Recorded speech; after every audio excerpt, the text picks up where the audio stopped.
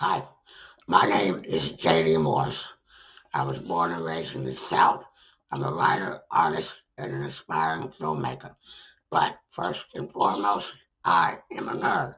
And like so many other nerds, it seems, I'm compelled to get on YouTube and share my ideas and opinions on my favorite pop culture properties. Now, granted, that pretty much makes me a dime a dozen, but hopefully I have a few things to say that make this short series of videos stand out and make you want to stick around. So, if any of this interests you, then welcome to Moore's on Media.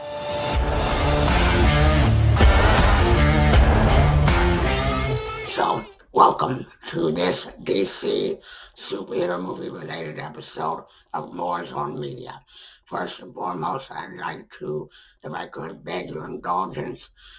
This is the first time I've ever done something like this, and I may need to work a little bit on my presentation. Apparently, my lips are a little chapped. Uh, any comments, any suggestions, or criticisms would be welcome. I'm not someone that has the urge to police every little comment, even if they're not nice. You know, we have free speech. So by all means, I don't run unless people tell me, their suggestions and problems. So by all means, have at it. Now, to get down to business today, as I've said several times, I'm going to discuss the DCU movies being planned and built over at Warner Discovery by filmmakers James Gunn and Peter Safran. I've been a DC fan since their 1989 Batman movie by Tim Burton. I want Gunn and Safran to succeed. However, the gamble doesn't make a lot of sense to me right now, given both the timing and the signs of fundamental change and upheaval industry-wide. In essence, I think DC Studios and Warner Discovery are trying to sell us a car that's already broken down at least twice in the last decade. And the studio was already suffering financially when Discovery bought it back in, I think, 2002? 2022, my apologies. And with the industry in flux and a year of DC-related flops just now wrapping up, nothing suggests to me, at least, that this endeavor is on stable ground. Now, I don't blame Gunn and Safran for doing what they were clearly hired to do, nor do I predict inevitable failure. Whatever our opinions about Gunn's filmmaking style and suitability for something like a Superman movie, his talent and competency as a filmmaker are facts. And any filmmaker worth their salt should always be able and allowed to surprise us. In 1960, no one really wanted Alfred Hitchcock to make a low-budget black and white slasher movie based on a pulpy crime novel. The Psycho made history that December and is arguably the filmmaker's most popular and well-known movie, even though it was one of the last films he made in a half-century-long career. And that being said, James Gunn is struggling to endear himself to the fans. You could probably say that about a lot of genre filmmakers and celebrities nowadays, but Gunn's situation, I think, is made worse by certain statements, like his complaints about so-called cameo porn, and there being too many people making too many superhero movies. It all may ring true, but it also rings a bit hollow and self-serving, given Superman Legacy's huge cast and the fact that only he and Safran get to make these decisions for DC Studios. And when I talk about Superman Legacy's big cast, I don't mean the overall cast. When we're talking about adding Metamorpho Green Lantern, Hawkgirl, members of the Authority. These are not just supporting characters. These, in some cases, are primary important characters in DC lore in and of themselves. And they're put into a Superman movie, which right now nobody really knows why or how they fit in. It's not to say that they don't or that they won't. We just don't know yet. The movie hasn't even been filmed. We need to give it a chance, yes, but that doesn't mean we can't have our concerns. Now, it seems to me that the film industry wants to treat the success of the Marvel Cinematic Universe as if it's just another trend or formula that can be replicated and exploited. But this was never true. The accepted launch of the Marvel Cinematic Universe in 2008's Iron Man came on the heels of 10 years of positive brand exposure through other studios' films. General audiences seeing Iron Man after an early X-Men movie might remember that they are all Marvel characters before they remember that they came from different studios. Unlike DC's Superman, Marvel's Iron Man was a character with enough notoriety at the time to justify production, but without the need for a studio-breaking budget or a comparably overwhelming amount of expectation and preconception. It also had the advantage of not being so overly exposed, which left something for audiences to discover, especially given the tremendous casting choice of Robert Downey Jr. Now, granted, James Gunn is also starting with a lesser-known DC property in the the Creature Commandos, the animated series for Max. But Commandos might be a little too obscure, and if I may say this, debuting your multimedia universe on a streaming service, it almost seems a little bit tone deaf, especially in the wake of the strikes and the other streaming related controversies.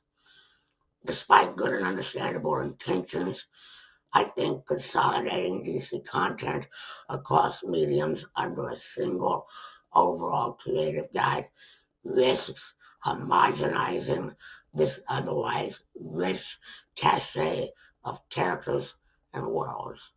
Many have complained about this happening to Marvel, despite the range of filmmakers employed, but I don't think it hurts Marvel as much as it might hurt DC. One reason I believe it to be true is that many classic Marvel characters, like Spider-Man and others, were mostly created by the same people to operate side by side in real cities like New York.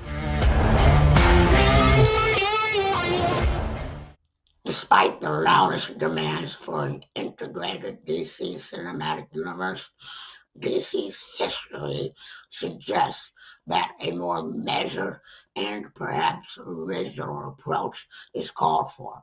And while the consensus is that DC needs to build up its cinematic roster gradually via solo films, the characters are also so familiar and have been so overexposed in other things recently that I'm not sure all audiences will have the interest or the patience to get reacquainted with these slightly reimagined versions of DC superheroes. Though James Gunn recently insisted on Twitter that Superman Legacy would not be more concerned with teasing other films than with telling a focused Superman story, producing films with that synergy is still precisely what he and Safran have been hired to do. My problem has more to do with the scale than with the goal itself. And some other online pundits have already predicted that the brand's recent failures could force Warner Discovery to rein in its 10-year plan. I think DC should take more inspiration from comic book one-offs that allow characters to inhabit a unified world, but in the context of fewer movies and shorter overarching stories. In so doing, they should take the opportunity to further distinguish the DC brand on film by showcasing versatility rather than lock in on certain tones and patterns to be applied to everything. Last but not least, I personally wish that filmmakers both in and outside of the DCU proper would quit talking so much about updating and grounding these characters. Grounded usually means more realistic, but being realistic and being believable are separate things. If these characters being realistic had ever mattered as much as many act like it does, they probably wouldn't have survived this long. Even Frank Miller is on camera saying he doesn't need to see the sweat stains on Superman's armpits, so to speak. And the fact that so many of the prime DC characters operate in their own fictional cities is something that I think should be embraced. In summation, let me say that when it comes to heading up the next batch of DC superhero movies, James Gunn's record suggests that he more than deserves his chance at bat, if you'll pardon the pun. Yet, given the brand's recent history and the amount of baggage that fans are likely to bring to their viewings, I fear that if Superman Legacy and at least one of the next 2 or 3 DCU movies doesn't make around $1 billion at the box office, we may wind up without the expectation of another big DC movie for quite a long time. In fact, while I'm open to correction, I recall the usually optimistic movie commentator John Campea suggesting last year that DC and Warner Discovery should be prepared for Superman Legacy to underperform at the box office. This is why I think that if you are absolutely determined to build a cohesive cinematic universe, at least wait until you have a slightly more modest yet successful film on which to more slowly and carefully build it out. I would hate to see something like this planned Supergirl movie or the one about the Authority to be made greater priorities than is warranted, only for their perceived failures to be used as excuses to either change course midstream yet again or give up on DC entirely. I said I don't blame Gunn and Safran for doing what they were hired to do, but if anyone knows the real score, they should. If I'm even remotely right and justified in what I've said here, then I would hope that a filmmaker like James Gunn and producers like Peter Safran would be worthy of the creative license bestowed upon them and not risk driving DC over a cliff simply because they can. Now, if that concludes this episode, if you enjoyed it, if you enjoy Moore's on Media, be sure to like and subscribe and check out my other content both here and on other sites. Thank you for watching and take care.